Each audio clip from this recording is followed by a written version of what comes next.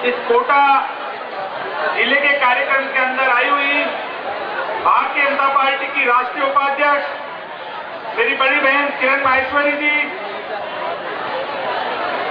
राजस्थान सरकार में पूर्व मंत्री और भारतीय जनता पार्टी के प्रदेश महामंत्री कालीचरण जी सर्रा भाई साहब,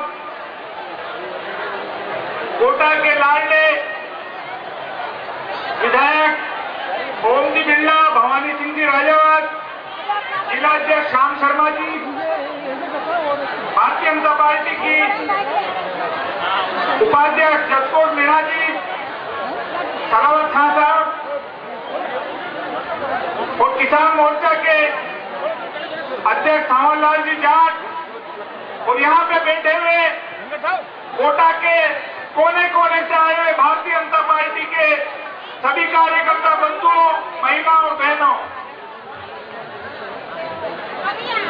आपको पता होगा कि 4 अगस्त को वसुंधरा जी ने जो पूरा संकल्प यात्रा की, जो 4 भुजा जी से जो शुरुआत की थी, उदयपुर संभाग के बाद आज कोटा संभाग से इसकी शुरुआत हो रही है। और ये निश्चित तौर पे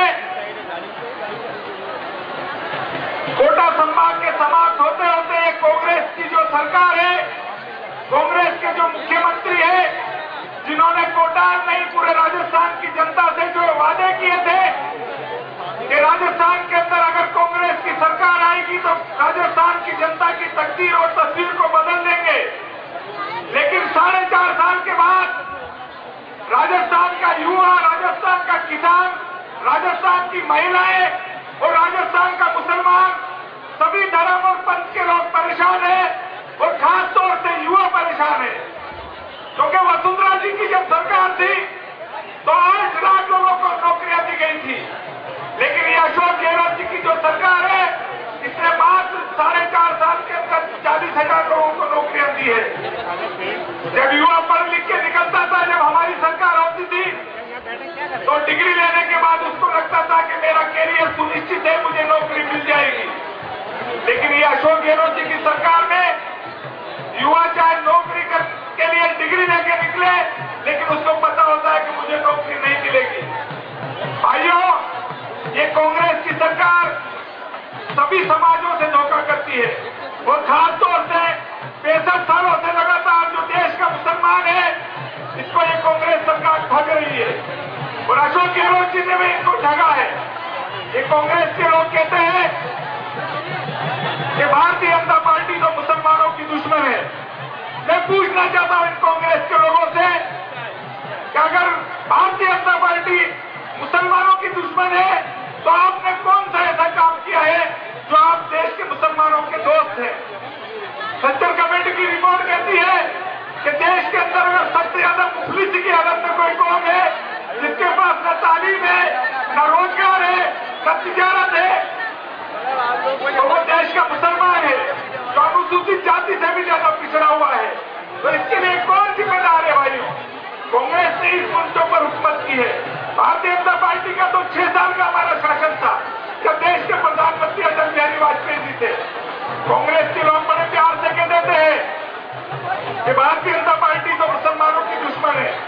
अगर भारतीय जनता पार्टी मुसलमानों की दुश्मन होती तो देश का राष्ट्रपति किसी पार्टी ने बनाया तो वो भारतीय जनता पार्टी थी, जिन्होंने एक मुसलमान को देश का राष्ट्रपति बनाया था।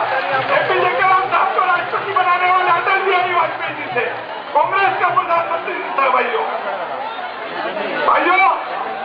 देश के मदरसों को पहली बार किसी सरकार ने पैसा दिया तो एनडीए की गवर्नमेंट थी, अटल बिहारी देश के प्रधानमंत्री थे, मुरली मनोहर जोशी एचआरडी मिनिस्टर थे, जिन्होंने 125 करोड़ रुपए देश के मदरसों को ले दिए।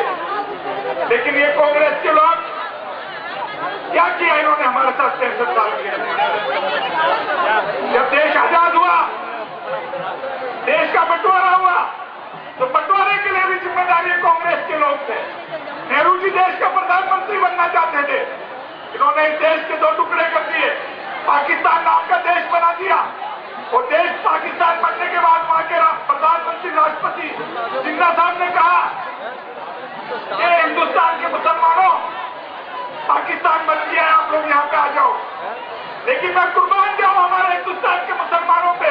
उन्होंने कह दिया कि वो पाकिस्तान तुम्हारा मुल्क होगा या हिंदुस्तान हमारा मुल्क है।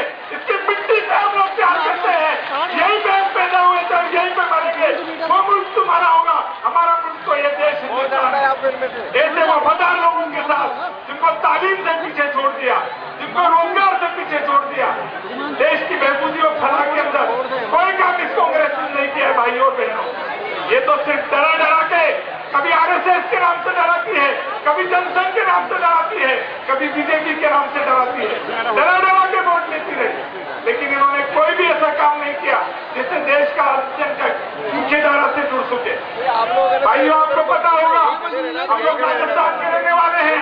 बाजागरी नवाज अजमेर की जो दरगाह है ख्वाजा साहब की, अजमेर हमारे पास में ही राजस्थान के अंदर। मैं आपको बताना चाहता हूं कि अजमेर शरीफ की दरगाह के लिए पहली बार किसी मुख्यमंत्री ने पैसे दिए तो वो शहर राजस्थान भैरव सिंह देखा उसने, जिन्होंने 17 करोड़ रुपए कोई दूसरा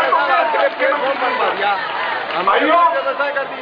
ये लोग बड़े प्यार से ये देते हैं कि भारतीय जनता पार्टी को तो मुसलमान नहीं जाएगा।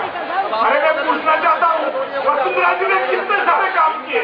हज हाउस के लिए जो टर्मिनल दिया वो वसुंधरा जी ने दिया। राजस्थान के मदरसों को कंप्यूटर से जोड़ा तो वसुंधरा जी ने जोड़ा।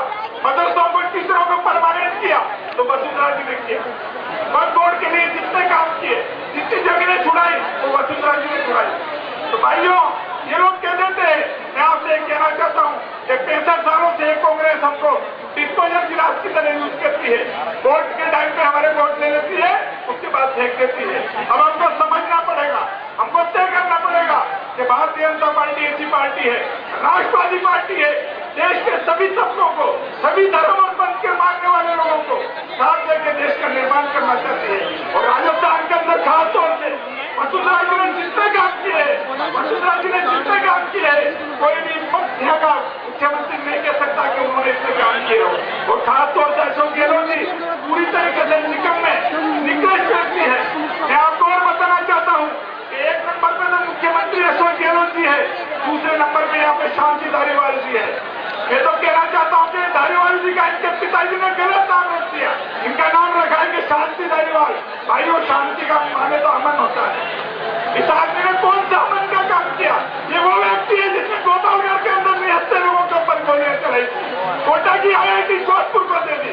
कोटा का जो पानी था वो सीपी जोशी को भीलवाड़ा के लिए दे दिया। ये ऐसा व्यक्ति है, कोटा का विधायक नहीं लगता, ये लगता है कि ये तो जोधपुर का विधायक है, ये तो लगता है कि भीलवाड़ा का विधायक है। उसके पापा ने तो इसका नाम गलत रखा, शांति धारीवाल।